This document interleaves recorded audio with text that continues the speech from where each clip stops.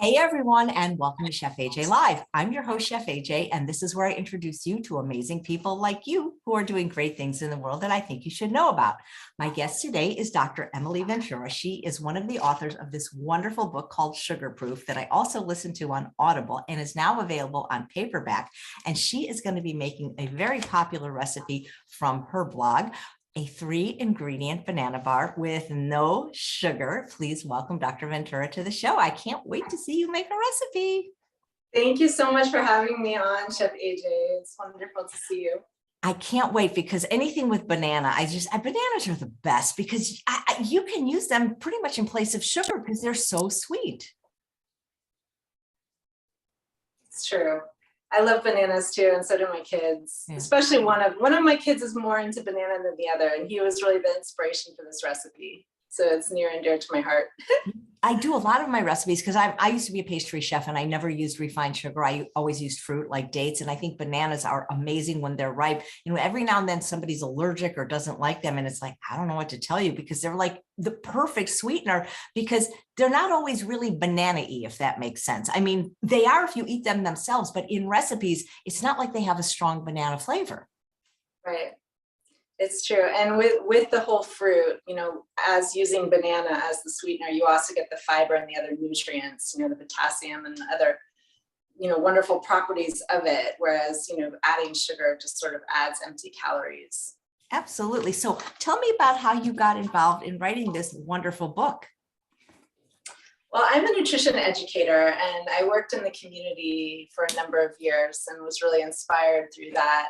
Specifically, I worked at Chef Alice Waters' kitchen and garden program in Berkeley, California. And that was right at the start of my career. And that was such an inspiration because I saw the transformative effects of what happens when kids have the chance to grow their own food and harvest it and take it into the kitchen and make a simple meal. And so I really became inspired to do this, you know, professionally. And what I just kept coming across in the community was, you know, all these processed foods are just piling up in kids' diets. And it's, you know, it's really a tough one because the marketing strategies are they're just so tricky. You know, as parents, we see, oh, whole grains, source of calcium, and they're quick and they're easy and they seem relatively healthy, but actually they're full of added sugar. And I went on to do my graduate work with Dr. Michael Gorin, who ended up inviting me to write this book with him. And I was, you know, working on his research studies and seeing the direct links between all these added sugars in these kids' diets and all of these diseases that, you know, oftentimes they were starting to manifest, but sometimes they were completely silent and you wouldn't know, you know, that your child, for instance, was developing signs of fatty liver disease because the signs of fatty liver disease don't really appear until it's, you know, it's quite progressed situations. So through his studies with these very precise measures of looking at kids' diets and then, you know, doing MRI scans and, you know, different blood tests and testing to see the associations, the findings were just so striking, you know, to look at all the different aspects of the diet and really see that sugar just kept coming to the top of the list of, wow, this is really a huge contributor to these, you know, negative health outcomes that we're seeing.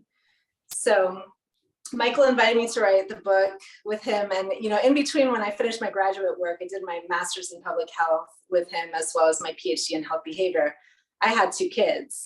And that just brings it, you know, to a whole other level when you're a mom. Because, you know, then you're in the trenches and you're, you know, at the grocery store and your baby's crying and your pediatrician is recommending one thing and you're not sure that it's the right thing. And it's just, it gets a lot more complicated. So my mission really was to help simplify some of the advice so that, you know, moms who are busy and stressed to use can really just get a handle quickly on, you know, what is a good strategy for feeding their kids. You know, you mentioned Alice Waters, and she actually endorsed this book, and it talks about the hidden dangers of sugar, but there's a lot of danger in hidden sugar because a lot of sugar is hidden and people don't even know it's there. That's true. Yeah, and it's so tricky, you know, on the food labels too, you look at the back and you see things like fruit juice concentrate. I think that's one of the trickiest ones because, and we talk a lot about it in the book because that sounds really healthy. You know, you scan it and you say, oh, apple juice concentrate. Wow, that sounds fine. But and even beneficial perhaps. But then what we now know from the science is that those types of sugars are very high in fructose, and fructose is processed almost entirely in the liver when it's consumed in large quantities. And it can contribute to not only digestive issues, but also lead to the development of fatty liver disease in the longer term. So what did you do at Alice Waters' place?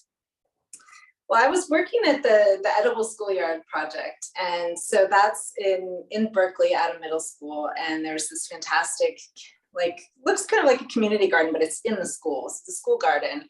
And the kids grow things during one of their periods each week. And then in another period, they're in the kitchen classroom using what they've grown and harvested. And I think what's so neat about that program is that it's really integrated into the curriculum.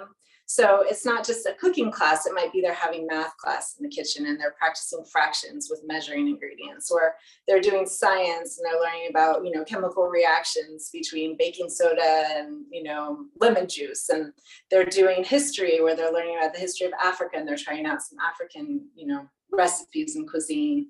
And it's just, it's really, really well done and so inspiring. And I just had a lot of fun there. I think it was another really enticing aspect of it is, when you're having fun with the food that you're eating, you're tasting it, it tastes great. It's just, I think that's my favorite aspect of nutrition education is making it fun, making it taste good. And I think pulling kids in the direction of good food is always, to me, the best approach rather than trying to focus on, we're taking this out because this isn't good for you.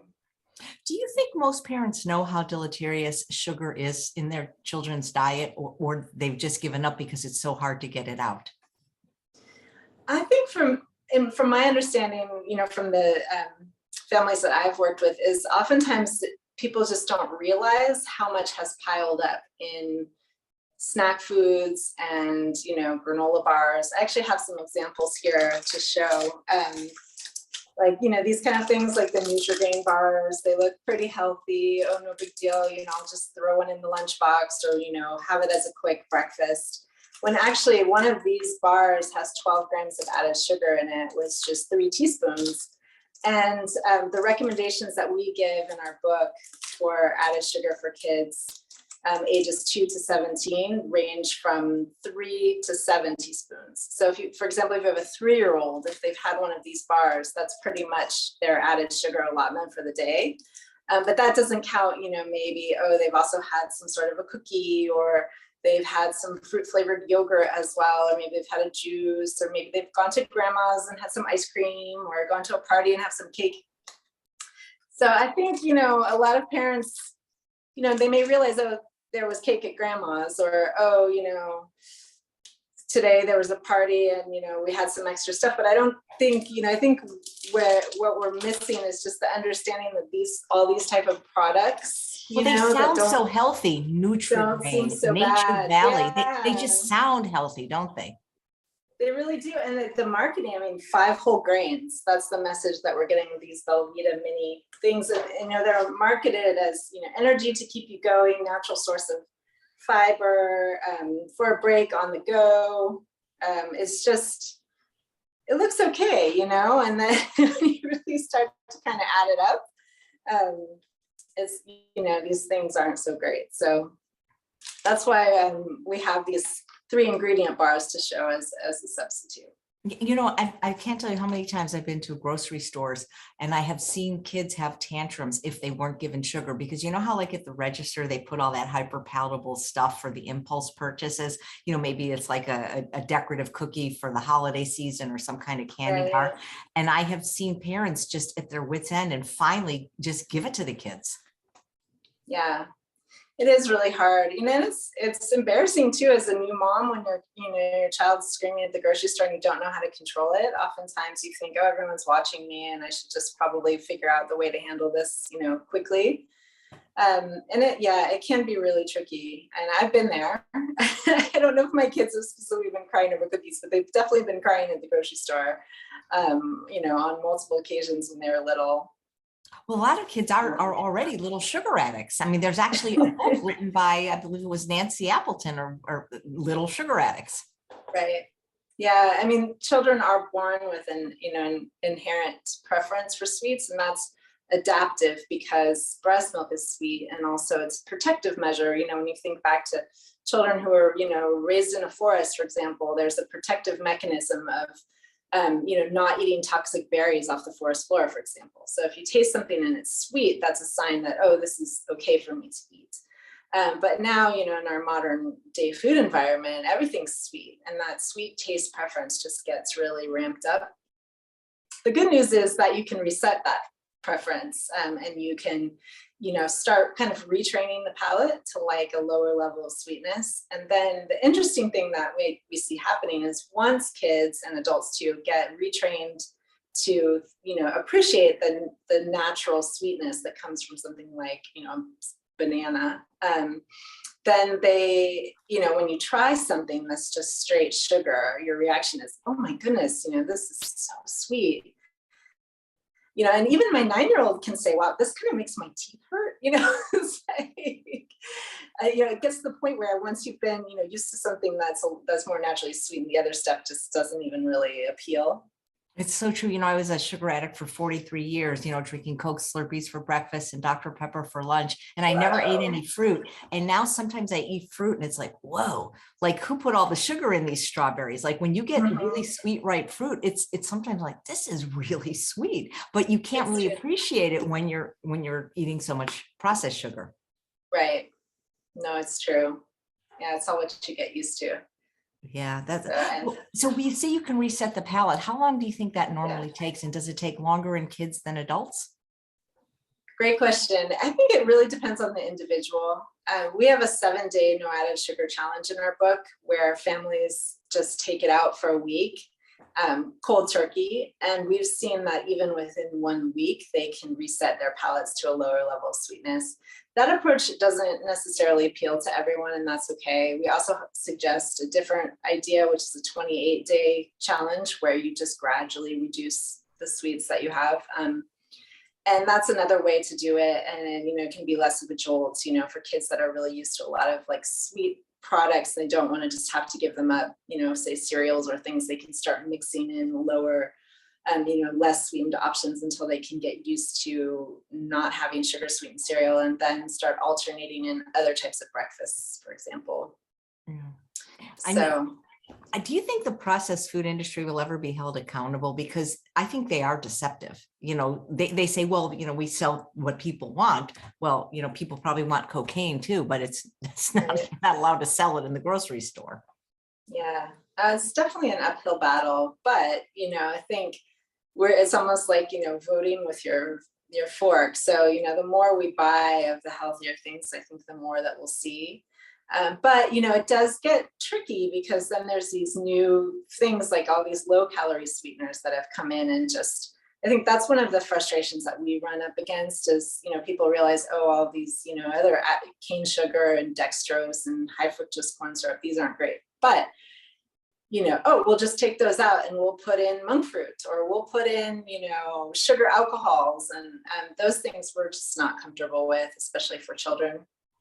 So I think, that's sort of the current challenge in our minds at the moment with a lot of these products, is they've just shifted from regular type of sugars to low calorie sweeteners. And why are those problematic? Because they're not any better for sure. Right.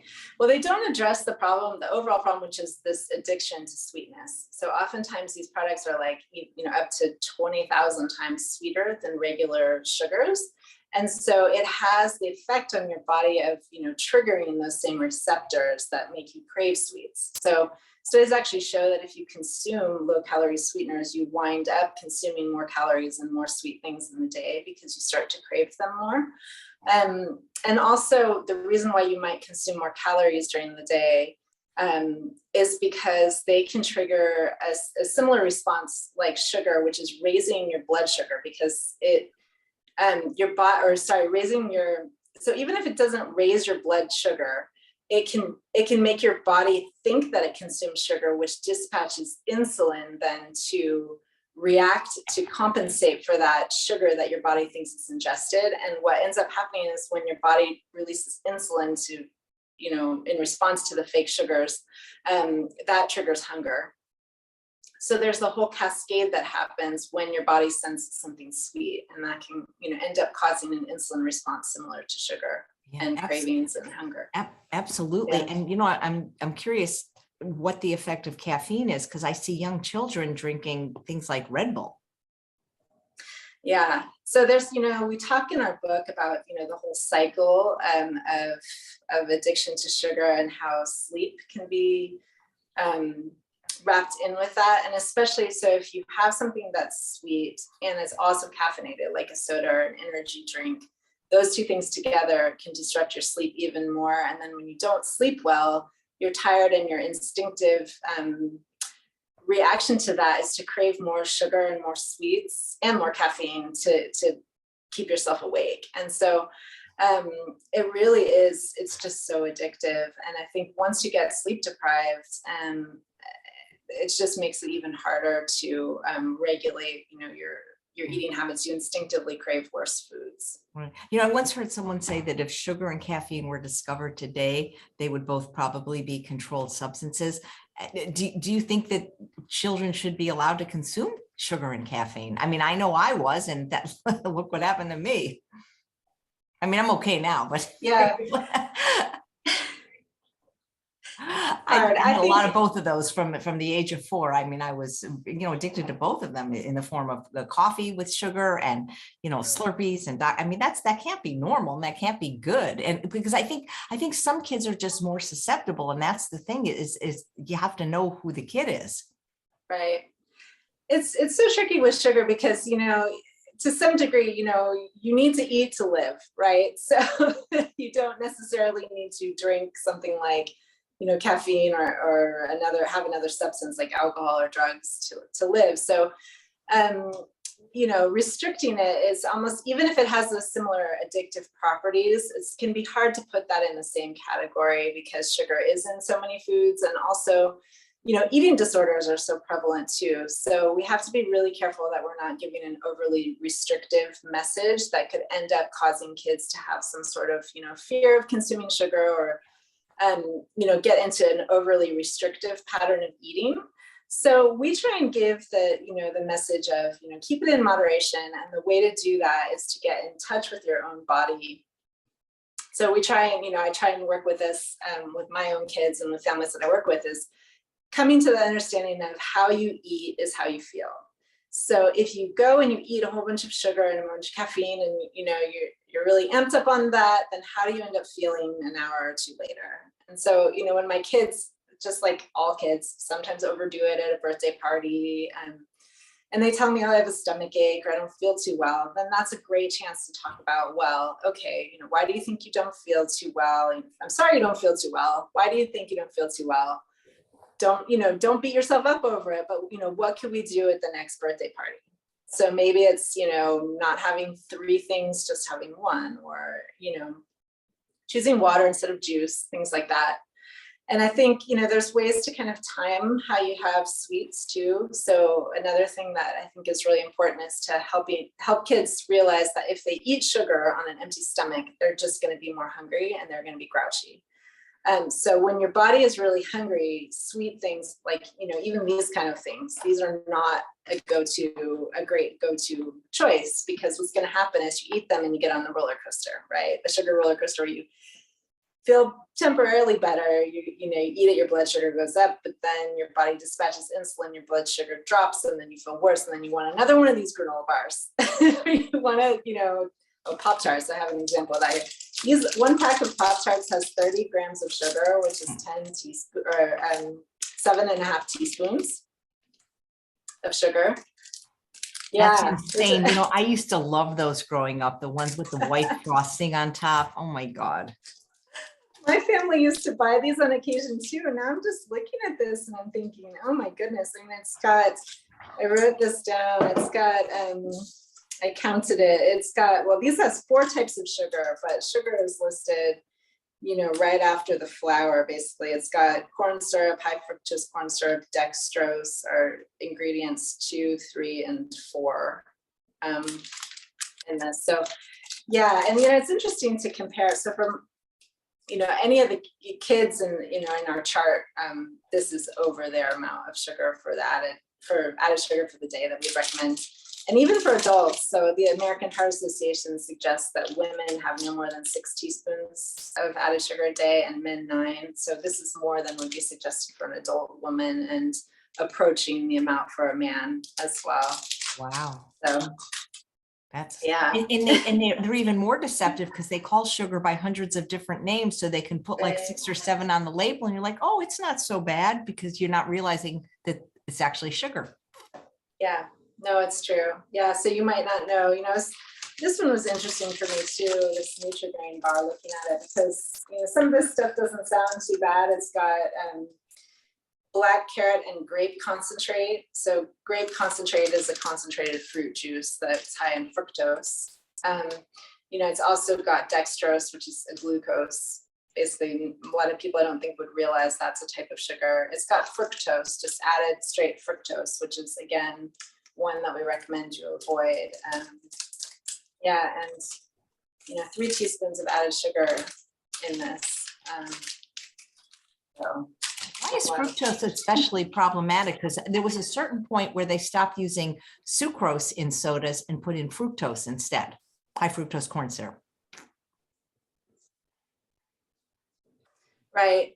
So it's the reason why it's not great is because the body can't handle too much of it at once. And when it's concentrated into these food products, even if they're coming from something like fruit juice concentrate, the body just wasn't designed to be able to handle a lot of it in one dose. So when it's true that sugar or that fruit tends to have fructose in it, along with some glucose, depends on the fruit and how ripe it is. But when you eat a piece of fruit, that fruit also has fiber that helps to slow the absorption of the fructose. So if you have one piece of whole fruit, it's not going to have, the same kind of detrimental effect as it would if you had a glass of apple juice, for example, that would have the amount of sugar and fructose of maybe 3, if not 4 apples. That's just, it's so much for the body to process, and that fructose is processed nearly entirely in the liver. And the liver converts fructose into fat. So fructose has been called alcohol without the buzz because it has a similar effect on the liver as does alcohol. Yeah. One of my favorite doctors in this space, Dr. Nicole Avina, also endorsed your wonderful book. And one of the things she talks about is how important it is to get kids to eat vegetables. And I'm wondering how many of these kids that are eating all this sugar, are they eating other healthy things too? That's my concern. It's not so much that they're eating sugar, but are they eating healthy food in addition to the sugar? Right. Yeah. And then I'm so happy you mentioned that, because for me, really, it's all about, adding in wonderful things, and that just sort of displaces some of these other things. So if you just, if you have a kid that's eating all these things every day, and then there's nothing else to rely on, you take these out and there's this massive void. But, if you're introducing, wonderful tasting other foods and vegetables and things like that, then, I think it's a more positive way to go about it too. And there's just so many ways to make these vegetables taste amazing, and involve the kids in the process, of selecting them, helping prepare them, and then eating them together. It becomes just enjoyable, And what do you think about school lunches for kids that don't bring their lunch to school? I mean, some of the stuff I've seen offered is pretty unhealthy. Yeah, it's a really tricky situation because many families rely on the lunches because, financially they need that assistance, or just, busy moms want to have the convenience. And even I'm a single mom, I'm a widow. My husband passed away 3 years ago. So it's, I rely on them sometimes too. I'm here in England, and I find them to be a little bit better here than I did in the States. I don't find them to be as good as they were in Italy, though. So it's just interesting. We lived in Italy previously. It really depends on the country, but in the States, I've also parented my kids in the States. And what I found was that the foods in the school lunch there were mostly packaged. So anytime it's a packaged food, there's more chance that there's going to be more, it's going to be more processed, there's going to be more sugar, there's going to be more refined carbohydrates, there's going to be more preservatives and, more things that I would rather my kids not have. So we tried, I tried those school lunches in California for a little while, and I had a really great chat with the food service director there. And it was actually, it was a good experience, because what I realized, I sort of already knew the challenges that the food service director is up against. One of the big ones is they're up against the issue of participation. So they need kids at the school to participate in the school lunch program in order to get their funding. And if kids don't participate, they don't get the funding. Well, sweetness sells. So if there's sweet cereals, more kids participate. If there's cinnamon rolls, more kids participate. If there's pancakes and maple syrup for breakfast, kids are in. Chocolate milk, they love it. They start putting in some of these less healthy foods, and they see that the participation drops. So what I see is sort of a little possibility here is that the more families that, work with their own children and say, hey, I'd really love it if you could choose the plain milk at school. Or, when they offer the plain cereal, can you choose that? Or calling the school food service director like I did and say, what are the other kinds of cereals that you can offer? Could we try some of them? I think my child would choose it. I think my friends' children would choose it, and just sort of working within the constraints, because yes, those are probably going to be a lot of packaged foods. But for example, one day there were like pumpkin seeds in a package. And so I made sure to call and say, I'm so happy to see these pumpkin seeds. Can we have more of those? So it's just, yeah, it's a tricky one, but I don't think it's impossible. I think it's just, it's working within some of these constraints. I think this, because I did read your book, but it was about a month ago, but weren't you the one that said, like, instead of choosing a sugary cereal, you can choose a plain cereal, and they can make it fun by adding their own fruits and things like that. And then it can be just as sweet, but even more delicious and customized. Right. Yeah. So interestingly, there's a study that was done that showed that if you give the kids the choice to add fruit to their cereal, they're more likely to choose the unsweetened cereal, and they're more likely to eat a more moderate portion of it as well in terms of the cereal itself, because it's so addictive. You pour yourself a bowl of Honey Nut Cheerios, and I've seen it time and time again. You pour yourself one bowl, and then kids are still hungry. They'll pour themselves seconds, thirds. It tastes so sweet, it's so good, it's so crunchy, and they're just not. There's no breaks, it's like food with no breaks. However, if you have a plain cereal and you put some fruit on it, you're probably more likely to be satisfied. There's more fiber in it. And, there's more volume too. I know you talk a lot about volume eating in your recipes and your foods. And I think there's really something to be said for that as well. Fiber fills you up. It does. Yeah. Yeah. So did you come up with the recipes in the book? I did, along with my children, and then also with some input from Michael and his family. He has 2 daughters who are older. So we sort of just compared notes and bounced things back and forth and said, do you like this kind of thing in your family? Yes. And us too. And okay, let's come up with a recipe for it. And, we tried to choose ones that suit, various needs, because we know there's so many different, families that, eat dairy, don't eat dairy, or vegan or paleo. It's, there's a wide range, but, across the board, what you'll find with our recipes is none of them have added sugar. They tend to be high in fiber, high in protein, and high in fruits and vegetables when possible. So, yeah, well, that's the way I eat. I'd love to see this recipe you've created. Okay, so I'll show you this recipe. The backstory on this one is I actually used to make this for my first son, when actually I made it for both my kids, but it started with my first son when we were living in Italy. Another mom from the playground, she's Polish, and we became really good friends, and she and I both got into making these 3-ingredient bars for our kids. So we both bring them to the park, or just trade off making them, and then share them at the park. And so it was like a great memory with my eldest, who was then about 2 years old. And then flash forward, now he still likes these, and he makes them himself now. And so I filmed him this last week making these bars, and we posted it on our Instagram, and that was really fun. We laughed so hard. I was, at one point I was filming these clips, and I cut off every time we started laughing, and then I just thought, why am I stopping filming? This is the best. This is the best part. But yeah, it's really fun when maybe you'll have him come on another time and make another recipe. I would love to see a kid make a recipe. Okay, yeah, I will if you'd like. I'll invite him. My kids are a little bit shy about actually, having their faces shown. They're not sure about it. So usually I'll just show him kind of talking or making it with his, with his hands. But I will invite him. I'll invite him, because I think it could help inspire. I actually had a 1-year-old on the show once that was cooking, really? believe it or not. Oh my goodness, that's great. Yeah, both my kids love to cook. They're 6 and 9 now. So to make these bars, you just start with 2 large ripe bananas. If your bananas are small, you could add a third or 2.5. It's a great use of ripe bananas that you have sitting around on your counter possibly. You just mash these 2 up,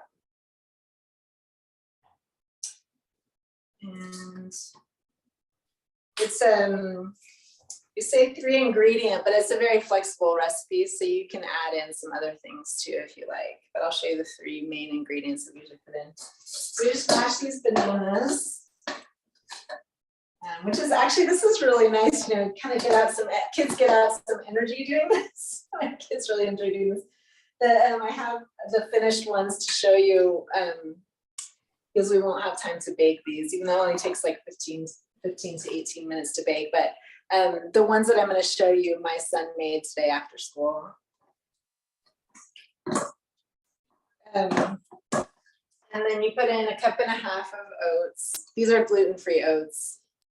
Yeah, that's actually all of our recipes are gluten-free just because I have a sensitivity to it. So when I developed it, I just made everything gluten-free. And you just mash in the oats, and then you mash in 1/4 cup of nut or seed butter. So you can use peanut butter, or this is almond butter. A lot of schools have allergy policies where you can't bring nuts. So in that case, you could use tahini, which is sesame seed butter, or you could use sunflower seed butter. Or if you'd like just a 2-ingredient bar, you can just do this with the bananas and the oats if you don't want to add this. I like adding this because it adds more fiber and a little bit of protein and healthy fat, which keeps you full for longer. And it adds a nice flavor too. I was thinking, because I don't do well with nuts, but I was thinking applesauce might be a good third. Yeah. I think you could. Actually, someone was just asking me also if that could be a replacement for the banana, and I think that would work. Or I was wondering, I was wanting to try these out with grated raw apple as well, just because it's probably quicker than making the applesauce. And sometimes when you buy the applesauce, it has the peel removed, so you're losing the fiber that would be on the apple. So I'm thinking we could probably just grate a fresh apple into this. Or the other idea, because these Nutri-Grain bars, I think strawberry is a really popular flavor. So I was thinking maybe just mashing some strawberries into this too might be nice. I love strawberries. I know, I'll report back. I'm going to try all these options. Yeah, so you just mash in the nut or seed butter. You can add, this is where you get into the options, so you can add a pinch of sea salt if you want. We usually put a little bit of cinnamon. You don't have to. You can put vanilla extract if you like that. And then sometimes I'll put some flax seeds for extra fiber. So I'm going to put a few of those in. But again, it's all optional. You can just there are types of cinnamon that are so sweet they almost taste like they have sugar. There's certain types like the cassia, the Saigon cinnamon, and they taste like somebody put sugar in them. It's true. Yeah, all these lovely warm spices, they add a sort of like a sweetness to it. Ginger and cardamom and nutmeg. I love all those. You put any of those in. So I just forgot my, hold on. Dishwasher. Okay, just get a rubber scraper here. So you just mash it up and then transfer it to a baking dish that's lined with parchment. So, have you ever tried the silicone bakeware? Have you ever I tried? have. Yeah, I have one that's like a loaf pan. Do you have one that's this shape? Yes, I have an 8x8 and a Good. 9x9. Yeah, it's great. I need to get that because I just have the loaf pan and the muffin tins. I actually wasn't aware that they made one in this size. They do. Okay, that would be even easier. So go for that if you have that. So you just put all this in. You'll see in the reel that we put on Instagram, my 9-year-old was saying, transfer it to a baking dish. And he turned it over and it just all fell in at once. And that's when we started laughing, and that's when I stopped recording. And I was like, how did I stop recording? That was so funny.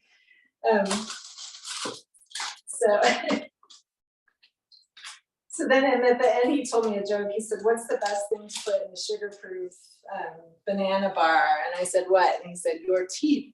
Oh, that's great. He's got to come on the show. That's fantastic. Yeah. So you can either just mash this down with the rubber scraper if you want. I actually prefer to put another piece of parchment on top of it and flatten it with like something, something flat. I'm using the bottom of the measuring cup here. Not really mix it, leave it on top, and then eventually you cut it. That's easier.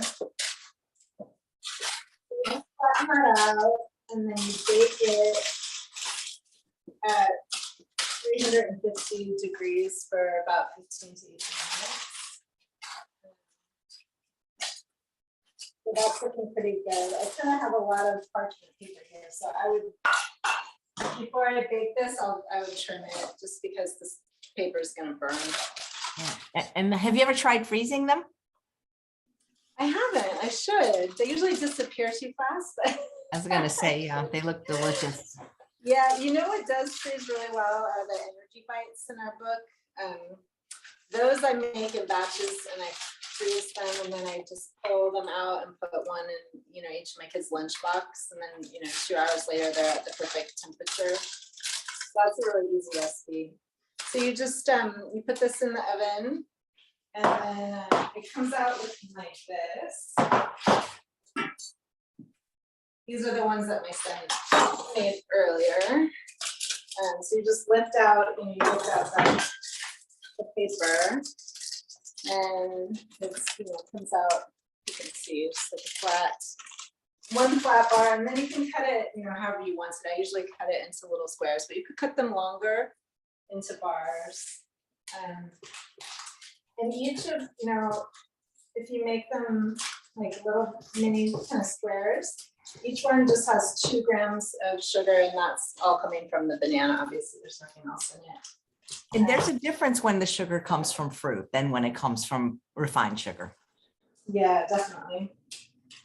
So my son was asking me when these came out of the oven, he said, can I cut those? He's like, I love practicing my knife skills. And I said, well, I'm going to cut it with Chef AJ, but you can cut the second one that I'm baking. Oh, that's adorable. Yeah, so it's, it's fun as, they're learning how to use big chef's knives, which is, I think it's a good skill because, these cutting something, as as a chef with a dull knife is just, it's more dangerous, I think, and it's just ineffective. So teaching your kids how to use bigger, sharper knives, but safely goes a long way in terms of their skills. So they come out like this when they're small. So it's a perfect little bite, for a snack for a toddler or for kids. These ones we made with tahini so that, I can send them tomorrow and my kids' lunch, and I like them too. So yeah, Wow. they're really good. They're very moist and, simple, easy, very quick to make. And a lot of I have all those ingredients already right now. Yeah. I think that's the beauty of keeping it simple. I mean, we do have recipes that have more ingredients or more complex. We've got some great carrot cake pancakes, for example. But you're busy, you want your kids to have healthier snacks. This is a super quick one to throw together. You can make it with your kids too. Even 1-2-year-olds can help mash this stuff up and put it in the pan. That's great that you're getting your kid involved in the kitchen, because I think kids will eat what they make, and if they make healthy food, they'll eat healthy food. It's true. Yeah. It does become really fun, and I think especially now that my kids are a little older, it's actually helpful. They can unload the dishwasher and they help me pick what we're gonna eat. And it doesn't feel like, oh, I'm alone here in the kitchen trying to come up with things and no one wants them. That's not a nice feeling, right? So do you think parents should use food as a reward, like saying, well, if you eat your vegetables, then I'll give you dessert? Do you think food should be used that way for children? no, I definitely don't like that approach, because it's almost making the vegetables seem like a chore, like something that you just have to get through so you can get to something better. So I don't use that. There can be kind of a fine line though, because if they don't finish their healthier food and there's a dessert that everybody else is having, do you want to say, well, yeah, you can still have the dessert when you didn't have, your vegetables and, whatever else we were eating. So I try and just phrase it differently, I'll say, well, you didn't really have room to eat the rest of the dinner. So I'm thinking you probably don't have too much room for the dessert. So, we'll save you some for tomorrow when you do. The thing is, there's always room for dessert. That's the problem. Even for grownups, it's like a separate stomach, I know. Yeah, that's true. There is. I mean, I don't try and be too strict about it, but you don't want to just, say, oh, just forget the dinner and you can just have the dessert. I don't really like that approach either, but I don't want to say, you're going to sit here and eat that broccoli, and if you don't, then you're no dessert for you.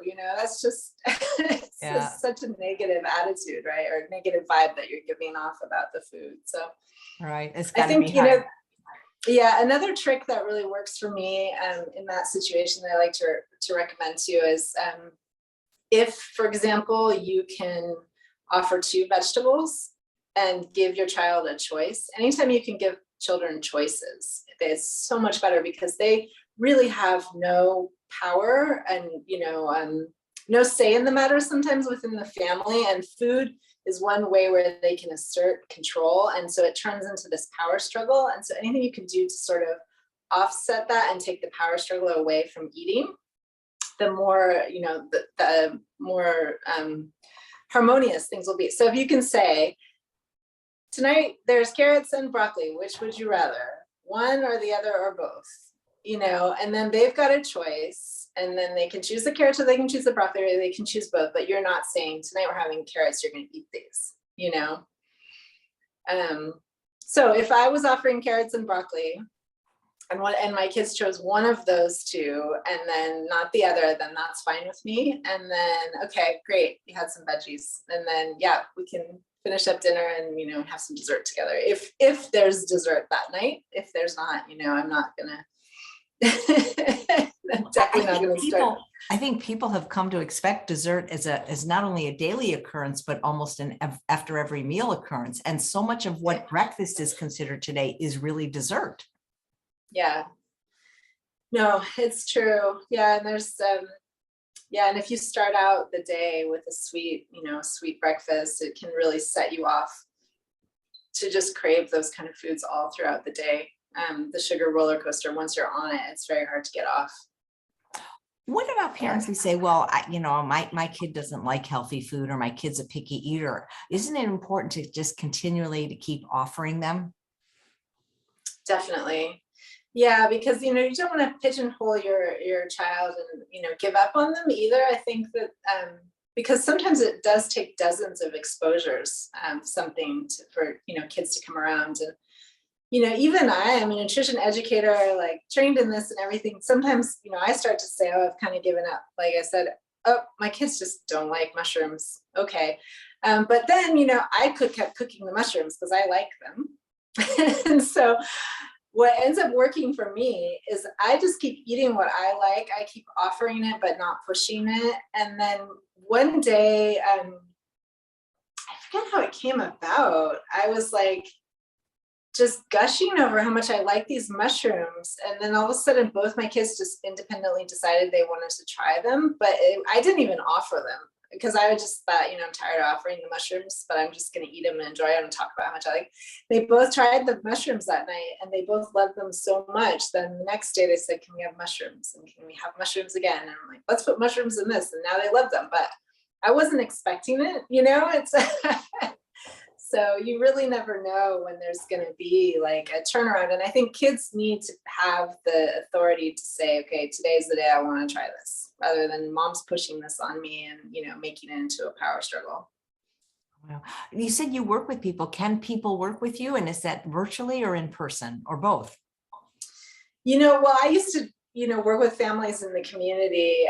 So I'm no longer doing that. And because I've, moved abroad now and kind of have a different situation. But we have worked with a number of families virtually as we were developing these programs. And we did do a little round of working with a few families when we were giving a giveaway recently. And that was really fun. And that made Michael and I think, oh, maybe we should start to offer this. So we're thinking about it. You might see on our website soon that we're offering like private consultations. I love doing that. I actually worked with the Los Angeles Times on a project at one point where they called it Pantry Raid, which is kind of a funny title, but I basically went into people's families, people's homes, and looked in their cupboards with them and in the refrigerators, and we sort of brainstormed and talked about their favorite recipes and came up with ideas and suggestions. And then they went back and they kind of did their thing for a while, and then we revisited it together. And so there was like an initial article and then a follow-up visit, like a follow-up article about the family.